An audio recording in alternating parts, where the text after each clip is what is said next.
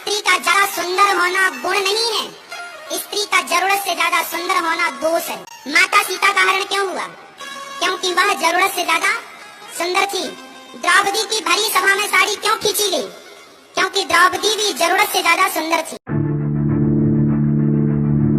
किसी व्यक्ति का सुंदर होना या बदसूरत होना उसके हाथ में नहीं होता, बल्कि ये तो विधाता की देन होता है। ईश्वर किसी को सुंदर नैन नक्श देता है तो किसी को नहीं देता है। लेकिन अगर किसी लड़की की सुंदरता को दोष बता दिया जाए, किसी देवी की खूबसूरती को उनका दोष करार दे दिया जाए, तो बताइए ये कहाँ तक वाजिब है? अगर कोई महिला सुंदर है तो उसमें उसका दोष कैसे हो सकता है? लेकिन सोशल मीडिया पर वायरल हो रहे अनिरुद्धाचार्य महाराज व्यास के एक वीडियो में जब से उन्होंने देवियों के सुंदर होने के लिए उन्हें ही दोषी ठहरा दिया है, तब से ये बहस का विषय बन गया है। जी, वीडियो में अनिरुद्धाचार्य महाराज सवाल पूछते हैं, माता सीता का हरण क्यों हुआ? द्रौपदी का भरी सभा में चीर हरण क्यों हुआ? फिर इसका जवाब भी खुद ही देते हुए कह रहे हैं कि माता सीता का हरण इसलिए हुआ क्योंकि वो जरूरत से ज्यादा सुंदर थी। द्रौपदी का भरी सभा में चीर हरण हुआ क्योंकि द्रौपदी जरूरत से ज्यादा सुंदर थी। अब इन महाराज जी की बात आपको सही लगती है या गलत, ये आपको तय करना है। आप बताइए कि माता सीता के हरण के लिए रावण जिम्मेदार था या माता सीता का सुंदर होना उनका दोष था? द्रौपदी का जो भरी सभा में चीर हरण हुआ उसके लिए उसको दांव पर लगाने वाले, स्त्री की लाज को दांव पर लगाने वाले दोषी थे, या फिर द्रौपदी का जरूरत से ज्यादा सुंदर होना? पहले तो जरूरत से ज्यादा सुंदर होना क्या होता है उसी की परिभाषा महाराज जी को बतानी चाहिए, और उसके बाद करना चाहिए भक्तों से भरे पंडाल में अपने मुख से निकाले गए शब्दों पर मंथन। क्योंकि महाराज जी की ये बात सुनकर कवि कुमार विश्वास तो खुद को रोक नहीं पाए और उन्होंने तो अनिरुद्धाचार्य के इस कथन का वीडियो साझा कर उन पर जबरदस्त कटाक्ष कर दिया। उन्होंने कहा, यानी माता सीता के हरण दुशासन द्वारा यज्ञसेनी के चीर हरण के लिए पापी नहीं, हमारी माताएं दोषी थी। समस्या यह है कि तथाकथित धर्म संस्कृत रक्षक भी इस पर कुछ नहीं बोलेंगे, क्योंकि उनकी भावनाएं भी अपने विपक्षी राजनीतिक खेमों पर ही आहत होती हैं। वहीं जब कवि कुमार विश्वास ने इस तरह से अनिरुद्धाचार्य महाराज की तीखी आलोचना की तो इस पर अनिरुद्धाचार्य ने फिर से अपने बयान को सही करार दिया। कहा कि हमने सही कहा है, माता सीता सुंदर थी इसके कारण हरण हुआ।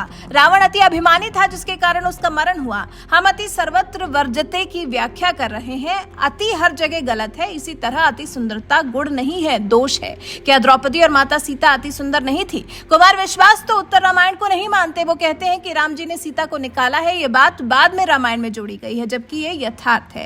अब जब अनिरुद्धाचार्य ने अपने वायरल वीडियो को फिर एक बार सही बताया तो बहस तो छिड़ी ही हुई है कि क्या सही है और क्या गलत। पत्रकार प्रभाकर मिश्र ने लिखा है, हे मुरली वाले इस अज्ञानी को माफ करना। वहीं पत्रकार हिमांशु मिश्रा ने लिखा, आजकल कई कथावाचक सनातन संस्कृति को गलत तरीके से परिभाषित कर रहे हैं। एक स्वयंभू बाबा तो खुद को भगवान का अवतार बताने लगे हैं। ऐसे लोगों के खिलाफ अच्छे धर्मगुरुओं को आगे लाना चाहिए। जनता को भी इनसे सतर्क रहने की जरूरत है। सुधीर शर्मा नाम के ट्विटर यूजर ने लिखा, अगर समय रहते आसाराम, राम रहीम, मुरारी बापू जैसे पाखंडी स्वयंभू बाबाओं कथावाचकों का इलाज हो गया होता तो ये नए नए स्वयंभू बेतरतीब बातें कर सनातन संस्कृति को बदनाम करने वाले पैदा नहीं होते। समाज को इस पर गंभीरता से विचार करना चाहिए। वहीं मनीष मिश्रा नाम के पत्रकार ने तो इनकी शैक्षणिक योग्यता पर ही सवाल उठा दिया है। अर्पित आलोक मिश्र ने पूछा, जरूरत से ज्यादा सुंदर, लेकिन ये जरूरत की सीमा कौन तय करेगा महाराज जी? साकेत नाम के यूजर ने लिखा, खुद लिपस्टिक गाल पर पोत कर प्रवचन करने वाले, ये बड़े बड़े मसन पर बैठकर ज्ञान पेलने वाले पाखंडी कभी साधु हो ही नहीं सकते।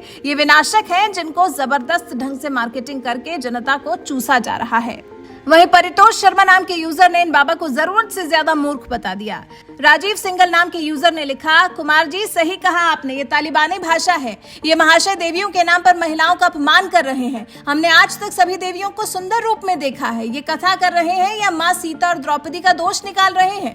कथावाचक का बहिष्कार हो, माँ सीता पर टिप्पणी का अधिकार कहाँ से मिला इनको? सवाल सही है, इनसे पूछा जाना चाहिए कि माता सीता पर टिप्पणी करने का अधिकार इनको किसने दिया है? माता सीता और द्रौपदी के साथ जो भी हुआ उसके लिए ये उनको दोषी ठहराने वाले हैं कौन? और उसके बाद भी जब कवि कुमार विश्वास ने तंज कस दिया तो कहने लगे कि विश्वास साहित्य के ज्ञाता हैं, संस्कृत के नहीं। महाराज ज्ञाता ना भी हो तब भी महिला के अपमान के लिए आप उसको ही दोषी कैसे ठहरा सकते हैं? इन महाराज के मुताबिक तो फिर जो महिलाओं के खिलाफ अपराध होते हैं वो दरअसल अपराध करने वाले का खोट नहीं होता, अपराध करने वाले का दोष नहीं होता, बल्कि दोष तो उस महिला का होता है जो जरूरत से ज्यादा सुंदर है। इसीलिए उस शख्स से महिला के खिलाफ अपराध हो गया। क्यों? सही कहा ना महाराज अनिरुद्धाचार्य?